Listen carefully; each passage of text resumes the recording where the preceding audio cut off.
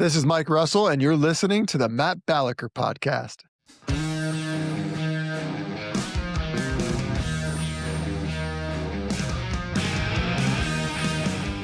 Today's guest is a Lancer gaucho, podcaster, and co-founder of Howzit Hostels, the #1 small hostel in North America.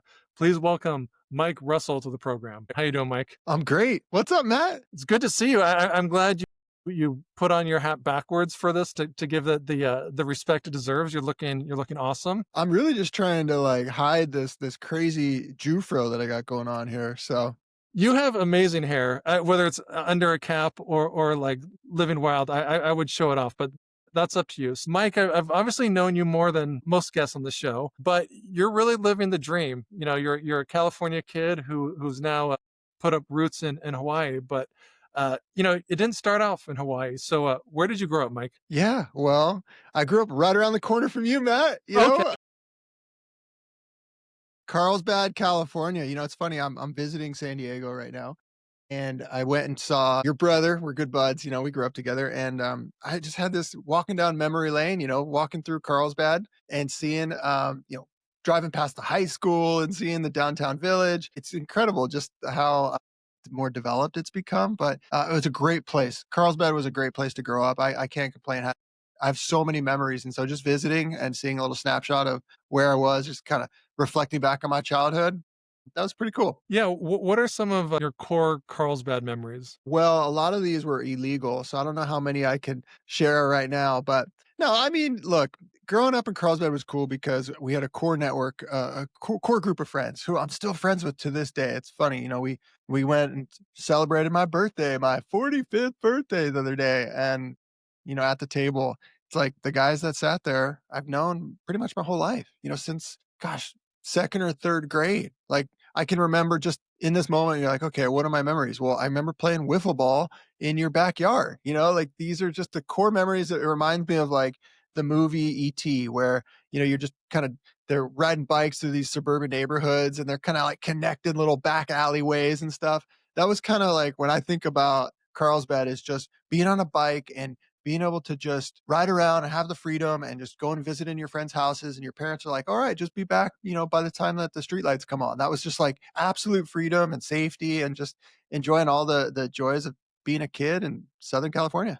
You hit the nail on the head. I remember riding my bike to Logan's house, and then on the way I would see like you, Richard Fox, Rich Uners, like there'd be like 5 other people, and none of it was planned. You just see them and BS. And I kind of share a lot of your feelings. Like when I go back, it's like all these memories just kind of like blast out of nowhere, but it's different. Like, how do you think Carlsbad, for people who know it now, what was it like in the 90s versus today? Well, today it seems like super bougie. I mean, I I like to think that, when I grew up, we had like Barrio Carlsbad, which was like, where all the Hispanic guys were, and there's some gang members and stuff. And I used to think like, oh, I grew up in a tough neighborhood. No, I didn't grow up in a tough neighborhood at all. Like I have a distorted view of that. I grew up in like this amazing neighborhood. It's gotten more expensive. Like I tell people now, like where I grew up, and like, oh, Carlsbad. Yeah. Oh, you're a privileged kid. I wasn't all that privileged. I mean, we weren't hurting, but I had a single mom, and we we had hardships that whatever that made it difficult at times. But I would say where Carlsbad is now from when I grew up is it feels like it's really kind of the spot to be. It's a very privileged area, and I don't want to say that I wasn't privileged, but it feels a lot more fancy and bougie now. No, that's true. Like when I started college, I would say I'm from San Diego because a lot of people didn't even know what Carlsbad is. And then when I finished, I could say I'm from Carlsbad. And within that time, I mean, in the late 90s, early 2000s, it grew so much, it's kind of doubled. But we were there when it was gritty, when it was more blue collar, and just a tough place to be. Real tough. Oh yeah. Real tough. I know. I joke with, like, I was talking to Chris Linden not long ago, and like we didn't appreciate it. That it's like I remember thinking, oh, all we have is like the beach and sunshine. Like, I wish I could go back and like kick my own ass. Like it was so like embarrassing, but like you only know what you know. Right. Right. Well, I want to learn a little bit more about like how you got business focused. Like, I mean, I knew you as a surfer, smart kid, whatnot, but what was your first job? My very first job was working at the Carlsbad Inn, which It's funny because we just visited there. We had some friends that were staying at the Carlsbad Inn for vacation. And so we went and visited them for a couple of days and we relived that moment. And I was kind of like tripping out. I was like, oh my gosh. Cause I look back, it was 30 years ago that I got my very first job and I worked at this activity center where basically like, I don't know, I folded towels and like handed out like I don't know, I would run kids activities, arts and crafts, whatever, cook hot dogs and water balloon tosses and all these things that just people do on vacation at the Carlsbad Inn. And sure enough, there they were doing it again. And I like went and saw the person that has that job now. And like she was kind of unamused, but I was like, oh my God, I used to have this job, you know? It just like was like looking at her and be like, oh, do you still have like, water balloon toss? Do you still give out like beach chair? They're like, yeah, that's not that interesting. Like, why are you so excited about Why are this? you longing for a minimum wage job from 30 years ago? I feel the same way going to Vinaka. I was like, "You still serve coffee at a coffee house?" They're like, "Yes, yes, we do." So, I guess looking back, what are some lessons that you learned from that first gig? It's interesting now that I've never really tied this thing together, but I worked at a resort, hospitality. And now when I look at my life, I mean that's basically what I do is I provide hospitality. Currently we have a few short-term rentals, vacation rentals, and we have some hostels, which you mentioned Howzit hostels, and we're in the process of purchasing hotels. And so I'm really hospitality focused. But I didn't at that time starting working in hospitality. I as a teenager, I just wanted a job. I needed some money. I wanted to buy some new wheels for my truck or whatever, or surfboard. And it's just like a job, and they I guess hired me. But I don't know, maybe that planted the seed that, wow, like providing people with hospitality is actually, it serves both ways because on the one hand, I learned to serve people, but on the other hand, like the fulfillment of bringing joy to people, like when people go and stay at a hotel, or wherever, any kind of Airbnb, when they're on vacation, the thing is, those are the moments that they work all year long for, that they cherish the most. And so when you're part of that, you're helping to curate that experience. Those are the things that when people like think about, oh, if the house were burning down, what would I grab? I grab the photos, right? These days it's all digital. So maybe that doesn't apply anymore. But the idea of like what you cherish most are the memories that you're spending with people. And so yeah, I think that in initially connecting and doing those things that I was talking about, I was making light of like a water balloon toss, but like people are watching their children have these experiences at the Carlsbad Inn, having the time of their lives. And in 10, 15, 20, 30 years, those are the moments that they cherish most. And so, yeah, I think that planted in me this idea of like, wow, that what a great, fulfilling thing to do with your life is to provide people to help curate these experiences. Yeah, I mean, if people are fortunate enough to be on a deathbed where you can kinda, like, look back at your life, it's usually the memories you're talking about, Mike. It's hanging out with your kids, it's throwing water balloons, and you're helping make that happen. So I wanna learn a little bit more about the transition, from the mean streets of Carlsbad to the even bougier streets of Santa Barbara. Like, in terms of living in cool places, no one beats you, but what was it like, living in Santa Barbara? Wow, it was a blur. I mean, right? I went to UCSB, University of You remember, Constant. we can rephrase this. Yeah, University of Constant Sex and Beer, they say, right? So it was awesome. I mean, I was fortunate enough that I was able to go to college, and a big group of the people that I was friends with in high school also went there, and so I kind of had this network of people that were like, it was like, whoa, freedom! Freshman year, we're basically able to hang out all the time without supervision and just go wild. So that experience of college in Santa Barbara, one of the most beautiful scenic places on the planet, was incredible. Of course, I learned a little bit, but not necessarily from what I studied. It was more of like learning to be independent and to be self-sufficient and then network. And I think a lot of in life, what you learn is to be successful. It's not always like how capable you are as a person. It's how well you can, interact with others and being tossed into, from being nurtured and Carlsbad and then just thrown into college. Like now there's a new element and you have to learn to adapt and you're becoming independent. And so for me, look, I think college it serves different purposes for different people. But for me, what I took away from it was the ability to meet others and form new connections and network. And I don't know, I think that I learned how to be self sufficient and be a self learner. Sometimes, in an environment like in Santa Barbara where there's a lot of distractions.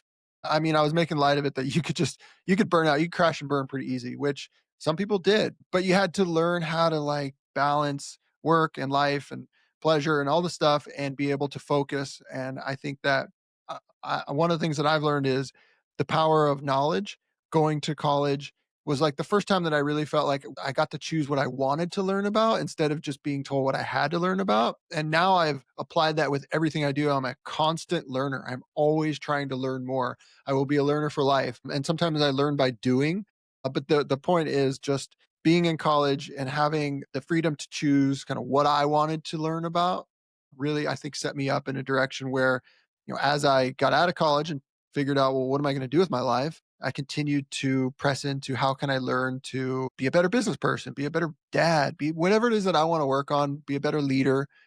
There's resources out there to continue to learn. Yeah, learning doesn't end on graduation day. Now that you're a dad and you're probably saving up for school, what do you think is the value of college, and is it worth it in your Gosh opinion? darn, man, I don't know. Like, I struggle with this because I look at the privileges that I enjoy now largely as a result of college. Like, I think that things have changed a little bit. It used to be where college was a necessity in order to get in the door. And maybe it still is, but it used to be like if you didn't have a college degree, then your resume was incomplete and you couldn't even get interviews. I don't know if that still is the same. And I struggle a little bit because college has gotten so expensive now that, if I were not to pay for my children's education, college education, and they go and borrow, potentially hundreds of thousands of dollars of student debt, like what are they going to be better? Are they going to be in a position to win? Or could they go do something and learn independent of the school system? I don't know. This is a really tough question. I haven't figured it out yet, but I'm uncertain on whether or not in this current moment college or going to a university is worthwhile based on the cost. If the return on the investment is worthwhile. Yeah, if you figure that answer out, please let me know. So, you finish in Santa Barbara, and then you end up in Hawaii. What happened? Well, yeah, so I got a job in San Diego working. I was doing timeshare sales. I was slanging timeshare. And in San Diego, it was okay, but there was an opportunity with the company that I was working for to go to Hawaii, which is like the mecca of vacation ownership sales. And so I was just like, I wanted to make some money, and I was not like my life ambition was not to be a salesperson, but it was a means for me to make some money because I did have a goal to start investing in real estate. I think I read, like most people, the Robert Kiyosaki book, whatever it's called. Is I it don't even Rich Dad remember. Poor Dad, Rich or Dad is Poor it? Dad. Yeah, that's right. Everyone's read that. And then I read Mm. a couple other books. I think I read The Millionaire Real Estate Investor, something by Gary Keller. I might not have the title right, but the point is, I got this fixation with wanting to invest in real estate. And I just figured I just need a means. I just need money. If I can just get money, then I can invest in real estate. And so that was kind of my mission is if I was able to move to Hawaii, I would make more money because it's an easier place to sell timeshare. And so I got a transfer. I moved to Hawaii, sold timeshare, and turns out I was pretty darn good at it. And it was weird because I didn't really feel like I was a natural salesperson. Like I don't know, I'm a little socially awkward and I'm like kind of an introvert. And so the idea of like trying to like sell people was that just felt a little foreign to me. But the reality was maybe that helped me out because I think a lot of times when I was, in a sales job, I did a lot more listening than I did more talking, although it doesn't seem like it in this podcast. You're the I'm just guest, rambling. you can, reverse the script. I like this. This is unique. I don't do a lot of interviews. It's like, oh, I get to talk all about myself. Oh, this is great. But I don't know. I guess so. I did really well. Bottom line is, and I used all that money that I made selling timeshare to start investing in real estate. And this was around 2012, 2013. We had the Great Recession, and then shortly thereafter, real estate tanked, and um, I was able to purchase homes for relatively cheap. And so Where did you purchase these homes? yeah, so east of Orange County, Inland Empire, there's a town, it's called Menifee. It's right next to Murrieta. I actually don't know much about them. I was buying these homes sight unseen. I just could tell that on the internet, like they all look the same and they all look very cheap relative to what the construction costs were. So it wasn't like there was much, uniqueness about these. These were just track homes, but they had been built and the market crashed and then they were for sale for less than what it would cost to rebuild them. And I'm like, oh my God, well, this is a no-brainer. So I bought these homes for like a couple hundred grand. I bought three of them. And within a few years, they basically doubled. And so that gave me the seed money from there to be able to 1031 into commercial real estate. And, from there, I started buying commercial real estate. So you saw an opportunity and you had the guts to jump on it. But one and I think key thing you mentioned, Mike, is you bought these homes or you had enough for the down payment on them. But in order to do that, you had to save enough money. And living in Maui as a young guy, that could be very difficult. How did you discipline yourself or alter your lifestyle so you were in that position? I mean, I've been this way. I don't wanna consider myself cheap, but I'm a little frugal, and so it came naturally like, "Hey, I make money, I'm gonna save it." I'm not really much of a spender. I mean, even now, I'm kinda like this low profile, like, I'm doing okay, right? I'm doing alright, but I don't just it's never really been me to, like, spend money on fancy stuff. So without just personally, it just wasn't that much of a challenge. Now, I did have a lot of people that were working with me that were buying fancy watches and new BMWs every year and like living this lavish life.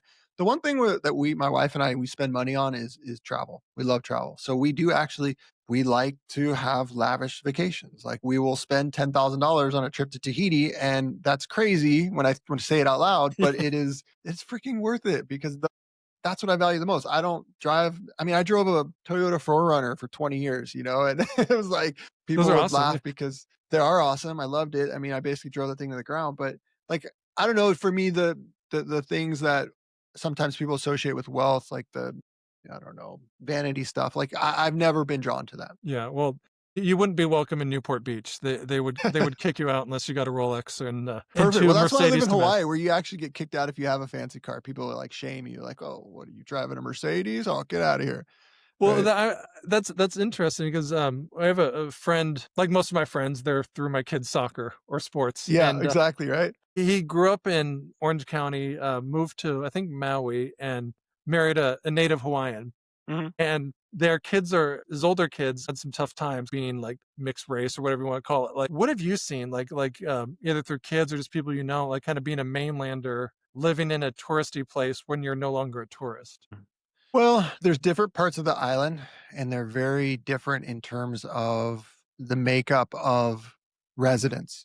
And there are parts of the island that there's a little bit of discrimination, actually. Yeah, I mean, if you're haole, you're a white person, there's discrimination. Look, it is what it is. I mean, I don't know what you wanna phrase it, but there is a level of just animosity, and I understand it. I don't, I'm not saying it's not justified, but it does sometimes make things there's a little bit of tension there. And so that's not always the glamorous or the fun part of living in Hawaii, but that's not really what the true spirit of that is something that exists, but it's not like the main sentiment, right? When you come most people there it is especially Maui. Maui's very transient. And so I feel like that is good and bad. On the one hand, the good thing is because it's so transient, people are a little bit more open and welcoming to new people. Like it's easier to make friends. People aren't as like entrenched with their circle, their social circle. So, people come for a year, for two, for three, and you make friends and then they go and it's like, all right, next person's kind of coming through. And so there's a small community sense. Like I say this all the time when people are visiting because they're like, everybody. Well, it's just everybody goes to the same spot. So like I'll go to the grocery store, here's an example. We don't call like friend like we don't set up play dates. We just go to the beach and then my children's friends are at the beach and then we just let them play and like we run into all the parents and that's how a typical weekend is like because it's such a small town feel, there's just a real sense of camaraderie. People do look after each other. There is a real tight knit feeling there. So there's a little bit of it's dynamic in that social structure. It's probably like most things, like, there are gonna be some a-holes anywhere and some, discriminatory people, but if you focus on that all the time, you'll be miserable, and everything you'll see is like, "Oh, it's so racist here," but if you realize, "Okay, that's a small segment, I'm gonna live my life," you can be almost as happy as Mike. That's my 2 cents. Yeah, yeah. Usually it's the bigger the truck, the smaller the guy, and the bigger the asshole. There's That's a a good lot of system. small dudes and big trucks around here. You guys can make whatever other connections you want who are listening. What is your take, Mike, on island fever? Is it a real thing? Is it made up? What say you? But yeah, you got to get off the rock. We're fortunate that we do, and we like to go places that we like to go to the mountains. We like to go skiing. Right? I like to go to the snow. Like every spring break, we go to Whistler and got to get off the rock. There is a little bit of like this kind of island style where people kind of operate slowly. So Mhm. there's, I don't want to call it brain drain, but there's like, just like, man, sometimes you're like, Let's wow, move it. things do not move quickly on the island. People just have a relaxed work ethic, I should say.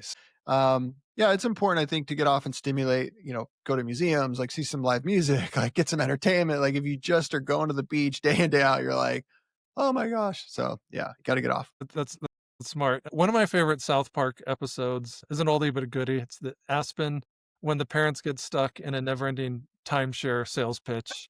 That was so funny. Is that 100% true, 98% true?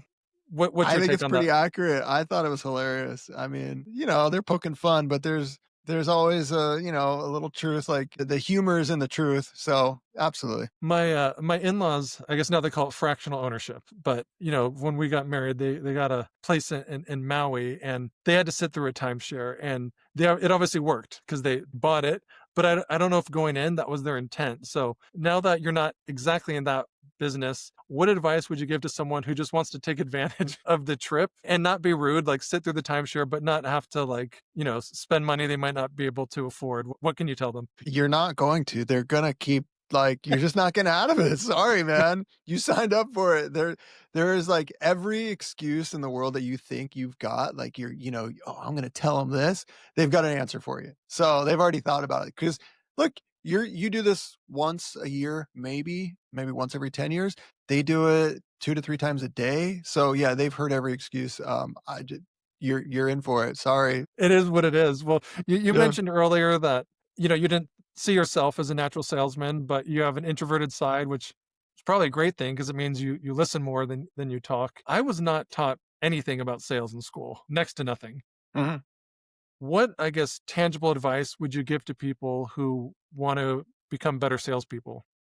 Gosh, wow. Well, I mean, it's a discipline. I would say try to find people that are successful at it and do what you can do to befriend them and to learn as much as you can from others. And then it's really a lot of it is mindset.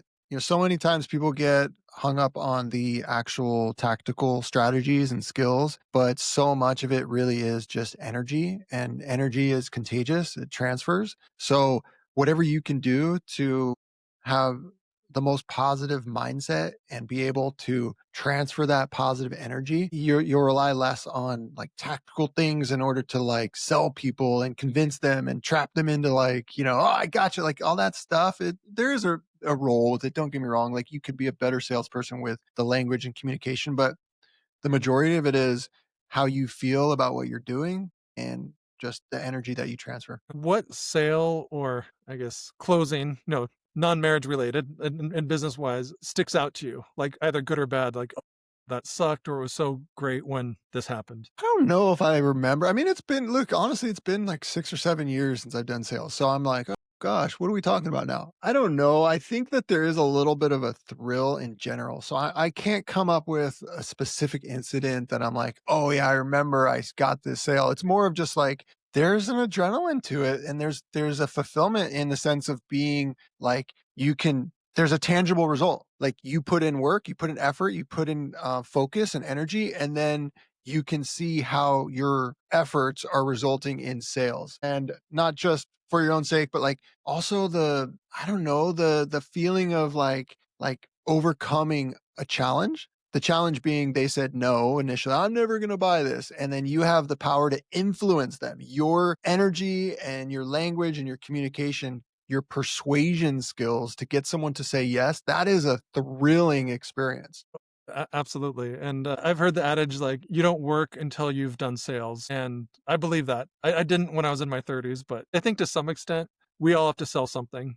You might not be selling widgets, but you might be selling a service, you might be selling a lifestyle. There's always some element of persuasion in jobs. On August gosh, I had plane tickets to be in Maui on August 9th, 23. My in-laws were there, and I don't need to tell you what happened. And then to see this, piece of paradise burn down, so you were living through it. What was it like? Yeah. So August 9th, my daughter's birthday. So this was the day before. Obviously, we had these terrible fires. So yeah, that was surreal. You watch on the news, you see all these incidents that people are struggling through these hardships, whether it's, whatever natural disaster, earthquake, hurricane, you name it. And, it's like this little glimpse, this little news cycle where you're stimulated by it for who knows, could be a couple days, could be a couple weeks. And then life goes on and it's kind of forgotten about. And that little news cycle, it's kind of like a movie. Like I don't want to be insensitive, but it's entertaining to watch and you're glued to it and you feel for the people that are suffering through these things. But then you go back to your normal life and everything's fine. But when you go through something like this where you're sitting in it and dwelling in it for months at a time, like the initial, what do you call it, like adrenaline of going through and witnessing what occurred and just being startled by, the devastation and the loss and just everyone being displaced. Like it's dramatic. But then another month goes by and a couple months, 3 months, 6 months, a year, it's still there. Man, it's significantly different than just watching that news clip. I mean, it really, it was similar to COVID. So that same feeling of distress and uncertainty that we all went through with COVID, that's what this fire was like. We lost our community, our town. We lost our house. We had just purchased a house a month prior. It was kind of like the pinnacle of all of the hard work that I'd been putting in for 20 years to purchase our dream home and just set up our life. And so we had such high expectations, and then all of that is taken from us, and we're starting back over again. Oh my gosh, like our children's school disappeared, everything, right? And so that stuff, man, it really, it hurts and it lingers, and it's not something that you can really articulate unless you've been through it. And so we're on the mend. I do try to remain optimistic about, well, okay, what happened is in the past and it's terrible. And there's no getting around the fact that we've all suffered, some more than others, and some are in a better position. Well, I would like to say we're fortunate that we're in a position that we're going to be able to recover. So we're able to have the privilege of being optimistic. And we're excited because we're now going to get to rebuild. We're in the process of rebuilding our home. And I've never been able to design a home just the way that I want it, like with all of the things that just custom exactly the way we want it. So right now, I feel like although we went through that long period of distress and just sadness, we've turned a corner, and now I'm personally feeling more optimistic about the rejuvenation of the town as a whole, and also on a personal level, like rebuilding our house and kind of recreating the life that we've always wanted. Wow, there's a lot there. I need to make this about me for a second. I live in a very high fire risk area, and every year there's some scare, and we just did a remodel and moved in a few months, and I'm looking at flames not that far, at all. And my kids are calling me, oh, so and so like is on fire. What like? And my thinking was, okay, try to just focus on the good. I remember telling myself, like, if my house burned down, what would I really do? But like you said, I had no idea of what I would actually feel like. So I guess, can you summarize kind of like I don't know if you call it stages of grief, or just kind of like the initial shock and then what happens, months, years later? Yeah. I mean, initially, like, so we had to evacuate and we didn't really know. And I don't know why. I just felt like because we had scares before, I was like, oh, there's no way the town's gonna burn it. Sure, there's a fire and it's a brush fire. It's gonna do some damage, out in the the fields or whatever. I just was in denial and we had no communication. It's not like we were watching this thing live. So a lot of people who were aware of what was happening, they had access to television, but we lost all power, all internet, all communication. So we didn't really know and we had to evacuate. So we were miles away. And the next morning, when I learned what had happened, I mean, it was just absolute sadness, like breakdown, like just bawling, just like, oh my gosh, I can't even believe this. The destruction to personal property, loss of lives, like we knew like this. I mean, over 100 people died. Like it was that initial moment was like the hardest thing to stomach, that I had ever been through because it was so dramatic and all at once and to so many people. So that was really tough. I think thereafter, just like having all of the FEMA people providing food and watching, providing people were like in tents and things. It felt like kind of like an apocalypse, right? I just I hadn't ran at all. Like I'm not a runner. And I just felt so much like just frustration bottled up inside of me. One day I just told my wife, it wasn't like this was planned. I put on some running shoes. She's like, "What are you doing?" I'm like, "I'm gonna go for a run." She's like run? Like you're gonna like jog?" I'm like, "Yeah, I'm gonna go for a jog." And I just started running and I felt like maybe like Forrest Gump. I didn't really have a destination in mind. I just started running to just let out some frustration and pent up, energy. And I started running and running, and I ran to where the fire had been, and I ran. It was actually from where I was at, it was 8 miles, and I couldn't run anymore because it was all barricaded, and so I made a U-turn and I ran back, and I didn't stop. I mean, without ever having trained at all, I ran 16 miles, and I was freaking dead tired, but I needed to do that. Like, that was a way to just purge some of the frustration that I had. I don't know, surprisingly, I, was okay. Like, I don't know how much a marathon is, maybe it's 26 miles or something, Something like but that. You're basically half marathon plus, like, yeah, you're yeah, so apparently I've got the gene for running in me. I didn't realize, so there was some positive that came out of that, but, you just need yeah. that was something I did to just help get me through that period right then. But, it was really awesome, and there was a sense of, like, the community got closer, all going through these hardships together. It's kinda like, what doesn't kill you makes you stronger. Maybe that's a terrible thing to say in this situation because, the sensitivity to it. But my point being is like we all kind of depended on each other and leaned on each other. And there was that really tightening of the community in that sense. Since then, though, man, there's been a lot of polarization, and this is what's really tough. So you asked me, okay, what was kind of walk me through the sequence here? I'm giving you the granular sequence. After several months after, then there became a lot of resentment for tourism because look, the life must go on and people depend on tourism. And so tourism had to reopen at some point. And there was this balance of like, well, when is it appropriate to reopen hotels and allow tourists to come back and open our doors to allow people to make money again? Because like I'm in the hospitality business and with no visitors, we had no income. So we had the double whammy of losing our home and losing our income all at the same time and having the uncertainty of like, when are we going to have income again? How long is it going to last for? And so we were on the side of like, hey, we got to open. We got to open, and a lot of people weren't. And there was this polarization between the two sentiments, and it kind of divided us. So there was unity, division. I remember one day.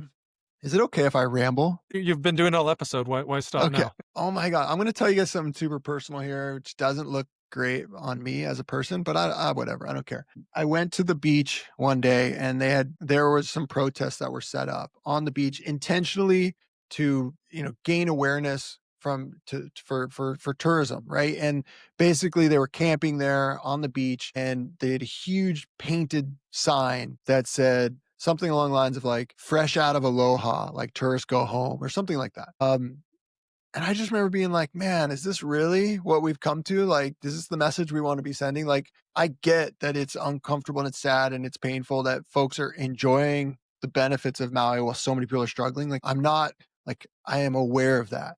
But the same token, so much of our livelihood depends on tourism that, as painful it is, we have to open back up. And I remember someone like I had just been at my property where my house burnt down and I was rummaging through the remnants of my personal items with the help of like FEMA, whoever was there. There's like people in all these white suits and stuff that like can help you like look for personal stuff.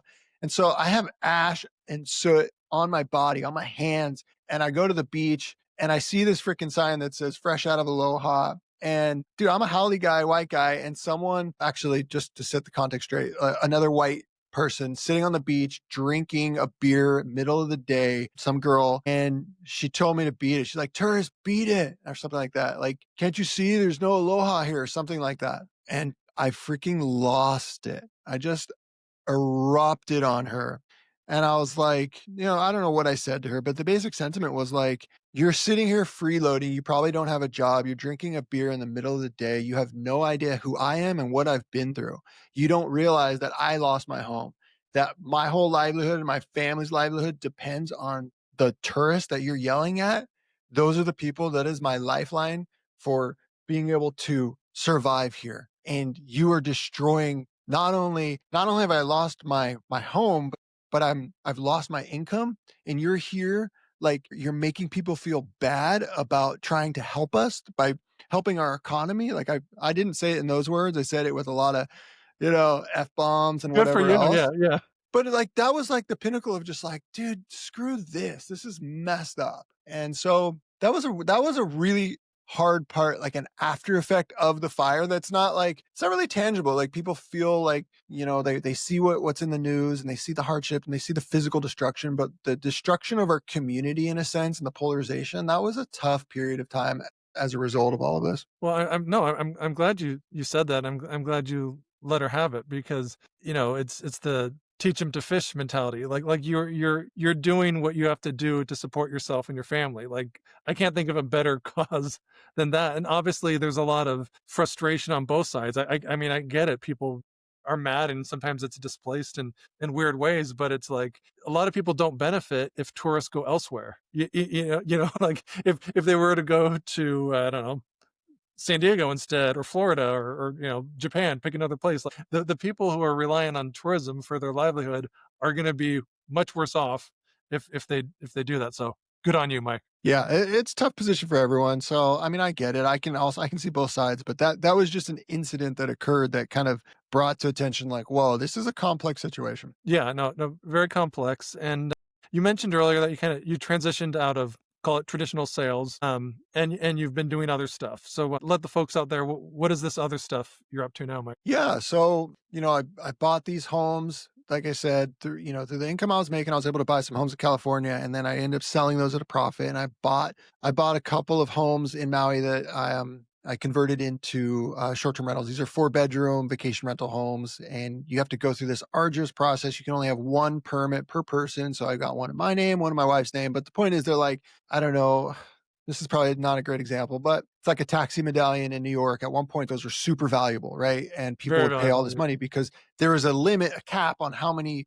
vacation rental permits there's only 150 vacation rental permits that are available. And so, the fact that we were able to secure two of those, we have these four-bedroom homes that just basically print money. People want to come, and we offer a great product, and they're really nice homes. And we enjoy, like I said, curating these experiences where people get to bring their family and stay together and enjoy these memories on Maui. And we do a nice job. And so that was my ticket out of the rat race. I kind of made that a little bit more concise, but we went through the process to get these vacation home rental homes, and that set me financially free. And thereafter, instead of having to work a job as a means to just have income, I was able to now focus on, well, what do I really want to do? And this brought me back full circle to the idea, well, I want to own real estate. I love the idea of building wealth through real estate because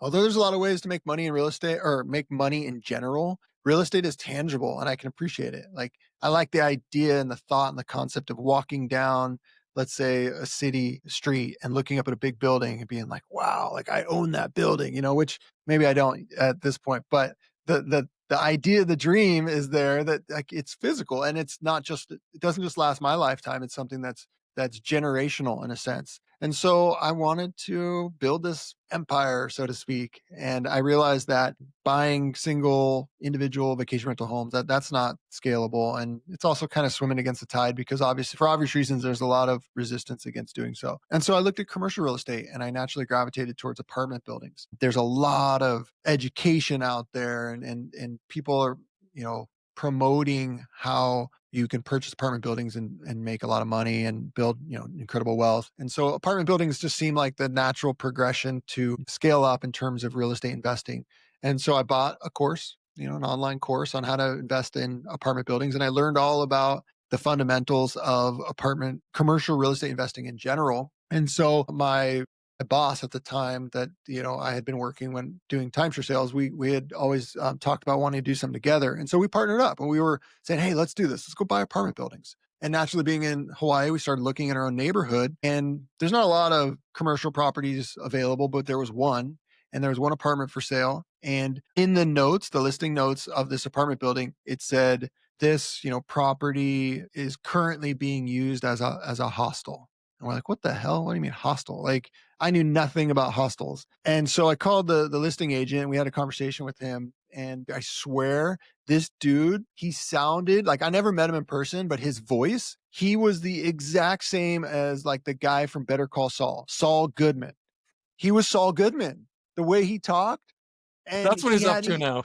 he had the shady kinda like, yeah, just like on the moment, he was pivoting and he hooked into this interest in the hostel, and what he said was, "Okay, this building just went under contract, there's another buyer that's gonna buy the apartment, but if you like hostels, oh, I've got a hostel for you," and he just started, like, sending us information about hostels and research and what they're doing in Asia with hostels and all this other stuff, and I was like, "What? Okay, well, this is cool, but what exactly is a hostel and how can we make money?" And anyway, the point was we set out in the direction of wanting to buy apartment buildings, but we quickly found ourselves on a different course because this model of like the hostel model, we started researching into it in Maui and we started going, well, wait a second. Like my vacation rentals are printing money and apartment buildings, yeah, you can make money in the long run because you can scale them and you can, force appreciation. What if we can merge the concept of short-term rental income, which has high cash flow, with also the commercial forced appreciation, long-term wealth of regular commercial real estate apartment buildings? And this hostel model kind of came into fruition. So we started looking at like, well, what are the current hostels on Maui? And there wasn't a lot of competition. There wasn't, um, a lot of awareness of the profit potential. But I started calling all the hostels around Hawaii and started kind of asking them like, well, what do you charge per night? How many rooms do you have? And some of them were super skeptical and like, who are you? Like hanging up on me. But a couple of them were open enough and gave me enough information for me to reverse engineer. And all of a sudden, we're like, holy crap, this idea of a hostel, although it's not like this glamorous thing that people like really even think about, it's not even in their radar. There's a ton of money to be made in hostels. And so that was the foundation of us getting into the hostel business. I mentioned that building that we originally called Better Call Saul about, we weren't able to pursue that. That got sold to someone else, but we started searching for, hey, where can we buy a hostel? And that was the start of our journey. Nice. And where's that journey today? Today we own the number one small hostel business in the United States as awarded by Hostel World. So we've really done a nice job. We ended up purchasing an existing hostel in Maui during COVID. And if you can imagine, with everything shut down, the idea of shared accommodations during COVID was like, people were like, you're crazy or stupid. Maybe you're both, but Mm. that makes no sense. And we just stuck to our gut and we're like, no, like we'll get through this and this model makes sense. And it worked to our advantage because the existing owner of this hostel obviously closed down, no guest, some, random people staying with them, but it was not what it could be. He was done. He's like, I've been doing this 20 something years. I think the world's ending. He was like, I'm out of here. I'll sell this to you for cheap. Just take it over and you can have it. So we bought this thing. I'm gonna land this thing. Okay.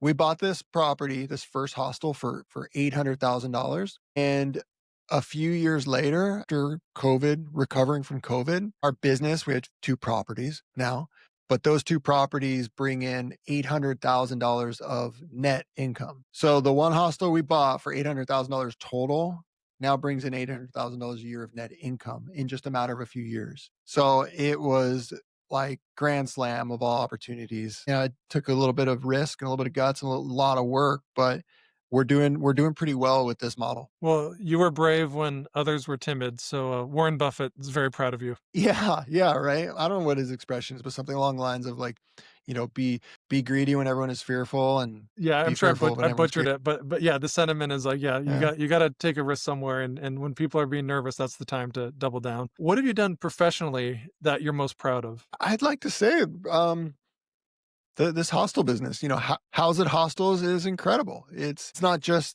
I mean, of course I'm talking about the money and that is great from an investment perspective. Yeah, we're now scaling this brand and we are looking to purchase other locations. And so we're raising money and we're getting investors. And so of course we're talking about the investment potential from a financial perspective. But what I'm most proud of is when I read the reviews, we have hundreds of reviews, and we've got a 4.9 out of 5 on Google. And the reason is because even though it's a hostel, it's not about like it's not being the Four Seasons. It's about the experience that people get. put so much intention into creating a culture where the people that work at the hostel are so focused on providing the very best experience possible for people. And our demographic is niche, they're 20 something to 30-year-old people that are coming to Maui to meet others. Mhm. And, like, they have the time of their lives. Like, what we do for them, like, what we create, the culture, the experiences, the free tours that we offer, the daily activities, everything from karaoke night to beer pong, whatever they're doing. I don't even know. I haven't been there in months, but they're doing an awesome job, and we put energy and focus and intention into building that, and it's an awesome product. It's an awesome thing. Well, it sounds fun, and some of the skills you learned from the Carlsbad Inn back in the day are manifesting right now, so Yeah. well done. What are you most optimistic about? On a personal level, I'm really optimistic about the return of Lahaina. I think that as sad and as tragic as the destruction of our town was, the rebuilding of it is going to be built now with intention and modern amenities. And we're going to be able to have things that, 100 years ago, they weren't even thinking of that are now, important to us, like whether it's certain parks and, it just doesn't matter. The point is they're going to have the town is going to be rebuilt with an understanding of what our current needs are. And so I'm excited about all the homes that are being rebuilt right now. I'm excited about our home, building our dream home. I think in the next few years, like that lifestyle that we always wanted is going to be returning, and it's going to be even better than ever before. Hell yeah. So, where can people learn more about you? How's it hostels? What you're up to? How can we funnel these people? Yeah. So, look, we are now branching out beyond just hostels. We're purchasing boutique hotels, and we're kind of bringing the same intention of curating experiences. So, our podcast is the Hotel Investor Playbook, and that's what we talk about. We bring on guests that are focused on boutique hotels and hospitality assets and everything that you need to know about making money in boutique hotels and hospitality. So, if someone wants to get in touch with us, just look us up on all the socials. You can find us, the Hotel Investor Playbook. And we'll put a link to that in the description of this episode. So, Mike, Russell, thank you so much for joining us. Really appreciate it. Yeah, it's been great being on. Great day. Great to talk with you, Matt. Thank you for listening to this episode of the Matt Balaker podcast. To learn more, please check out mattbalaker.com and encourage your friends to like, subscribe, and share. Really appreciate it.